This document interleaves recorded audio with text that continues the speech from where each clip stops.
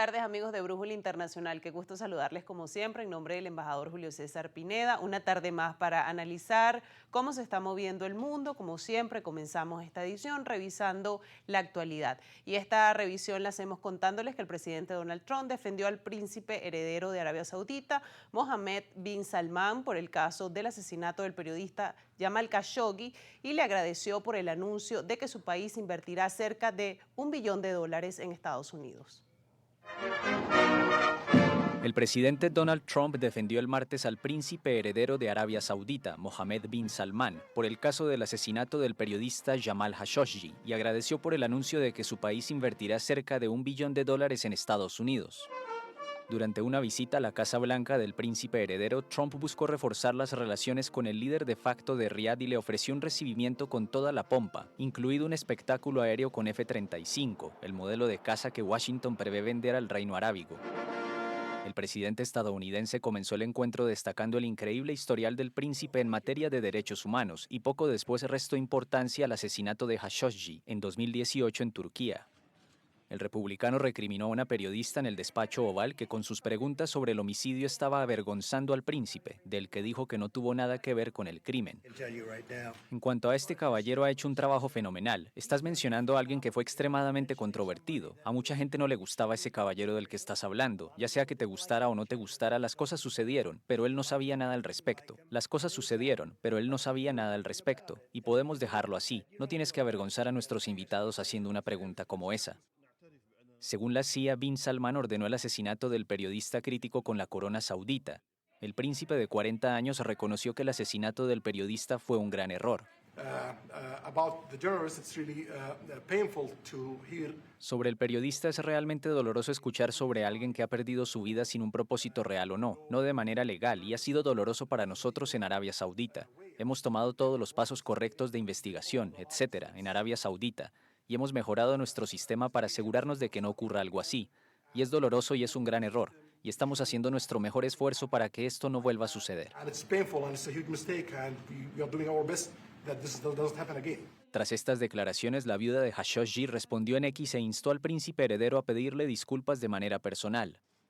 Durante la reunión, bin Salman anunció a Trump un aumento de $600.000 millones a casi $1 billón de las inversiones de su país rico en petróleo en suelo estadounidense.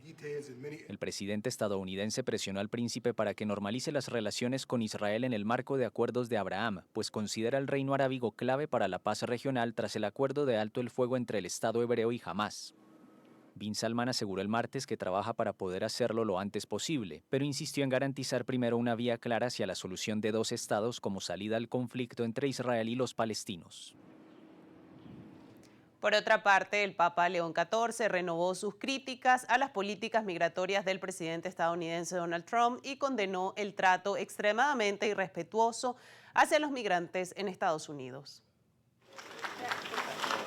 El Papa León XIV renovó el martes sus críticas a las políticas migratorias del presidente estadounidense Donald Trump y condenó el trato extremadamente irrespetuoso hacia los migrantes en Estados Unidos.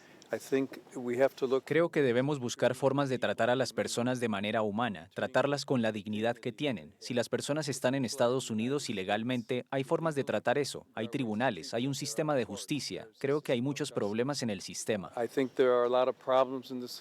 El pontífice de la Iglesia Católica declaró en inglés a los periodistas frente a su residencia secundaria cerca de Roma. Nadie ha dicho que Estados Unidos deba tener fronteras abiertas. Creo que cada país tiene derecho a determinar quién, cómo y cuándo las personas ingresan. Pero cuando las personas están viviendo buenas vidas, y muchas de ellas por 10, 15, 20 años, tratarlas de una manera que es extremadamente irrespetuosa, por decirlo menos, y ha habido algo de violencia, desafortunadamente. León XIV pidió al pueblo estadounidense que escuche la Conferencia Episcopal Católica de Estados Unidos, que en una inusual declaración la semana pasada instó a poner fin al clima de miedo. El Papa nombrado en mayo se convirtió en un crítico cada vez más férreo de las políticas de la administración Trump. El pontífice también abordó la situación en Nigeria, que está en conversaciones con Estados Unidos tras las amenazas del mandatario republicano de intervenir militarmente por el asesinato de cristianos a manos de yihadistas. Creo que en Nigeria en ciertas áreas ciertamente hay un peligro para los cristianos, pero también para todas las personas. Cristianos y musulmanes han sido masacrados. Hay una cuestión de terrorismo, hay una cuestión que tiene mucho que ver con la economía, si se quiere, y con el control de las tierras que poseen. Desafortunadamente muchos cristianos han muerto y creo que es muy importante buscar junto al gobierno y con todos los pueblos promover una auténtica libertad religiosa y respeto para todas las personas. Nigeria, con 230 millones de habitantes, está dividida aproximadamente en partes iguales entre un sur predominantemente cristiano y un norte de mayoría musulmana. Es escenario de numerosos conflictos, entre ellos insurgencias yihadistas que matan tanto a cristianos como a musulmanes, a menudo de forma indiscriminada.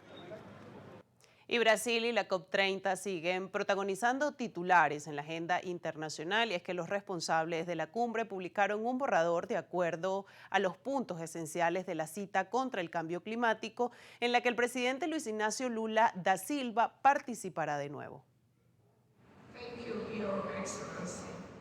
Los responsables de la COP30 publicaron el martes un borrador de acuerdo sobre los puntos esenciales de la cita contra el cambio climático, en la que el presidente Luis Ignacio Lula da Silva participará de nuevo el miércoles. El borrador de 9 páginas aborda los puntos más controvertidos de la cumbre, que Brasil resumió en 4 apartados: cómo aumentar la ambición climática, cómo financiarla y qué hacer con las medidas comerciales unilaterales y cómo mejorar la transparencia. La división entre países desarrollados y en desarrollo marca las negociaciones. Europa pretende imponer aranceles a aquellos productos o materias que no cumplan con sus criterios medioambientales, lo que irrita a la mayoría de los 200 países presentes en Belém. Esas medidas son calificadas como unilaterales y de barreras al comercio por una coalición amplia de naciones, desde China hasta países pobres que venden sus materias primas. La ambición climática debe ir acompañada de financiación climática. Esta debe ser adicional a la ayuda oficial al desarrollo, accesible, basada en subvenciones, predecible y equitativa. La financiación climática no es caridad, es una obligación legal y moral fundamentada en la responsabilidad y la capacidad, tal como lo afirma el artículo 9.1 del Acuerdo de París y se reitera en la opinión de la CIJ. La estrategia brasileña es aprobar primero este texto más político y complejo, bautizado como Mutirão Mundial, en alusión a un término indígena que significa discusión en común, para luego votar el resto de medidas el viernes. El texto deja entrever una batalla para lograr concesiones mutuas entre los bloques de países sobre la ayuda financiera o la ambición de reducir los gases de efecto invernadero. Propone como opción que el informe, que sintetiza los compromisos climáticos de los países, pueda publicarse cada año en lugar de cada 5. Varias opciones también hacen referencia a la transición de las energías fósiles, un punto que enfrenta a los países productores y a aquellos que desean una hoja de ruta para abandonarlas. Debemos aprovechar las ideas de la presidencia para trazar una hoja de ruta en la transición hacia energías limpias, porque no hay respuesta a la crisis climática sin tomar medidas al respecto y porque ese trabajo es fundamental para la transición justa y ordenada que necesitamos. El texto sugiere triplicar los financiamientos de los países ricos hacia los más pobres para su adaptación al cambio climático para 2030 o 2035, lo que corresponde a una demanda de las naciones del sur. Como pudieron ver, de esta forma resumimos los principales temas que destacan en la agenda internacional. Vamos a hacer una primera pausa en esta edición de Brújula Internacional y al regreso, como de costumbre, todos los detalles y el análisis sobre la mesa.